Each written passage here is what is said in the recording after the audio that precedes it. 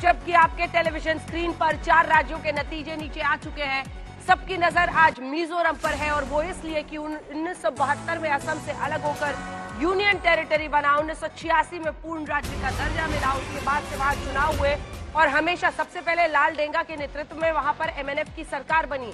1 साल ही चली, उसके बाद से 2-2 बाइनरी कहा जाता है वहां पर फॉर्म ऑफ गवर्नमेंट को। जनता 2 बार एक पार्टी को सत्ता में लाती है, फिर बेदखल करके अगली पार्टी को 2 बार के लिए मौका दे देती है।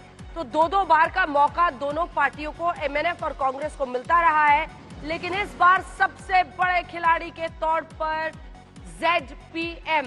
देखिए, मिजोरम को अगर आप तोड़ेंगे तो जो पहाड़ और रम है देश, तो मतगणना वहां पर शुरू हो गई है। जो यानी पहाड़, पहाड़ के लोग, और ऐसे में उसी से अपना नाम रखा है ZPM ने। और इस बार एक नई पार्टी, एक नए विकल्प के रूप में वो जनता के सामने है। क्या एमएनएफ और कांग्रेस दोनों के लिए ये सबसे बड़ा झटका होने वाला है? क्योंकि हमारा एग्जिट पोल ऐसे ही इशारे कर रहा था। कुछ ही देर में मतगणना की शुरुआत होने वाली है और पहला रुझान आने वाला है। हम आपको टेलीविजन स्क्रीन पर दिखाएंगे। आइजवाल से हमारे सहयोगी अनुपम इस वक्त हमारे साथ जुड़ रहे हैं। अनुपम, इस बार सबकी नजरें ZPM पे है, एक न्यू फिनोमिनन पर है, एक ऐसी पार्टी जिसने खास तौर पर शहरी इलाकों में एक बड़ा विकल्प दिया है। हालांकि ग्रामीण इलाकों में उनकी कितनी पहुंच होगी इस पर नजर आएगी और जोरमथांगा के लिए शायद विदाई का वक्त हो, ऐसा एक्सपर्ट्स और एग्जिट पोल कह रहे हैं।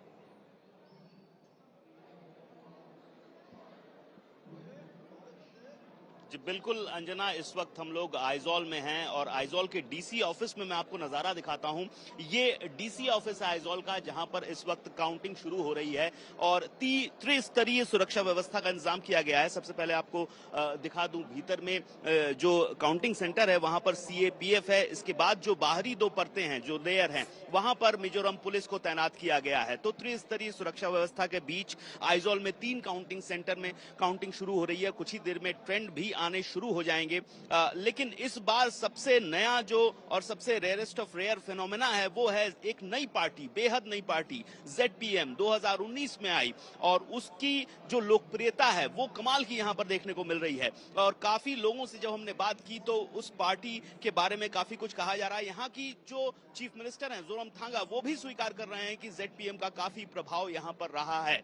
और सबसे बड़ी बात है कि उन्होंने जो कैंडिडेट्स दिए 40 सीटों के लिए, ज्यादातर युवाओं को चुना, फुटबॉलर्स को चुना। यहाँ के यूथ को ध्यान में रखते हुए एक यूथ की फोर्स बनाई है जोरम पीपल्स मूवमेंट, और उसी के तहत उन्होंने पूरा काम किया और शुरुआत कर दी यहाँ पर। और अब देखना है थोड़ी देर में क्या होने वाला है। एग्जिट पोल्स तो उन्हें ही बता रहे हैं कि स्वीपिंग अच्छे से जीत सकते हैं। वो जो मेजॉरिटी मार्क है 21, उसके ऊपर उनकी संख्या जा सकती है।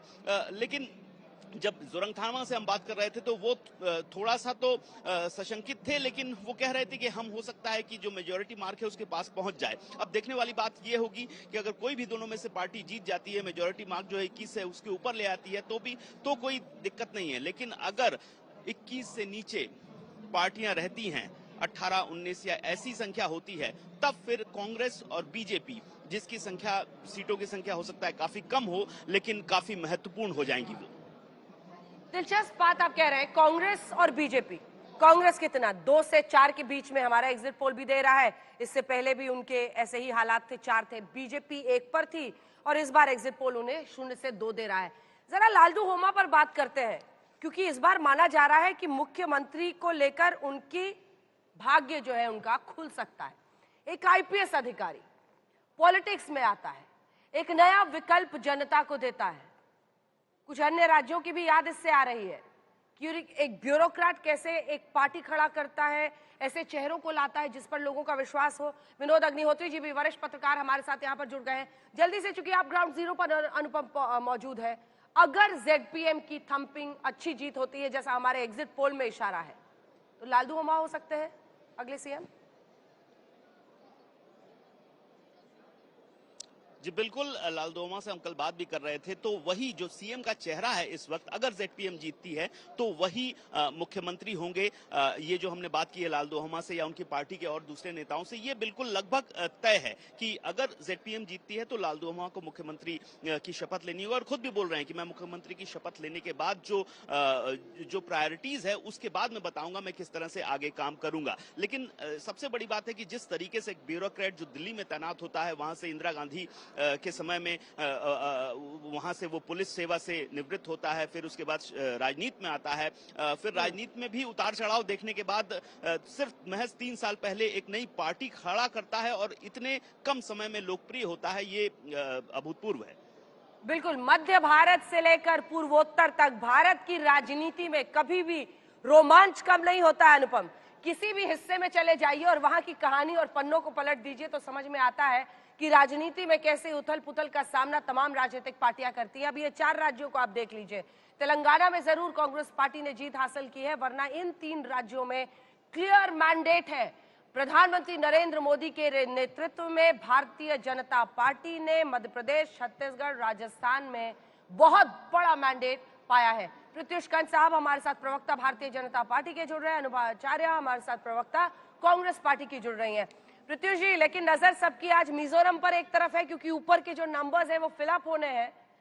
बीजेपी बहुत ज्यादा कमाल वहां पर करती हुई नजर नहीं आ रही है। पीएम हमेशा पूर्वोत्तर पर जोर देते हैं, लेकिन मिजोरम लगता है एक ऐसा राज्य रह गया है जहां पर आप लोग अभी भी अपने इनरोड्स नहीं बना पाए। साथ ही जरा कुछ तो संकेत दीजिए, कौन बनेगा CM in MP, Chhattisgarh and Rajasthan?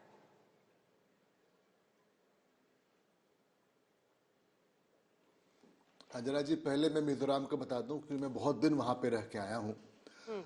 Mizoram में हम लोग बड़ा रिस्पॉन्सिबल रोल प्ले करते हैं। जब मैं वहां पे था तो राहुल जी आए, उन्होंने आके बोला कि ये 371G हटा देगी बीजेपी, आपका कल्चर, इथॉस, सारे चीज को आके बीजेपी डैमेज कर देगी। वो नफरत की दुकान लेके वहां पे चले आए। हम वहां ही नेशनलिस्ट पार्टी है, हमारे लिए वहां पे पीस, आपको पहले याद होगा कितना मर्डर, असैसिनेशन क्या नहीं था वहां पे। अब वहां पे पीस तो आ गया है, और हम लोग साइड बाय साइड अपने ऑर्गेनाइजेशन को भी खड़ा कर रहे हैं वहां पे। अब राहुल गांधी जी की तो नहीं कर सकते ना जाके हम लोग कि चाइना से डील करके आ जाएं और बताएं नहीं क्या किए हैं। तो हम लोग वहां बहुत रिस्पॉन्सिबल रोल प्ले करते हैं। अब वहां पे ऐसा हंगामा कर दिया कि 371G चला जाएगा। मीजो लोग बहुत अपने कल्चर, ट्रेडिशन को प्यार करते हैं और बहुत उसके बारे में सेंटिमेंटल भी हैं। तो उन सारी चीजों को देखते हुए हम लोग सिर्फ डेवलपमेंट की पॉलिटिक्स की बात की। देखिए, आपको जान के बड़ा हैरानी होगा कि हर टैप में वाटर है वहां पे। ओपन डेफिकेशन फ्री हो गया है मिजोरम। आज के दिन में 19 सेंटर के प्रोजेक्ट चल रहे हैं वहां पे।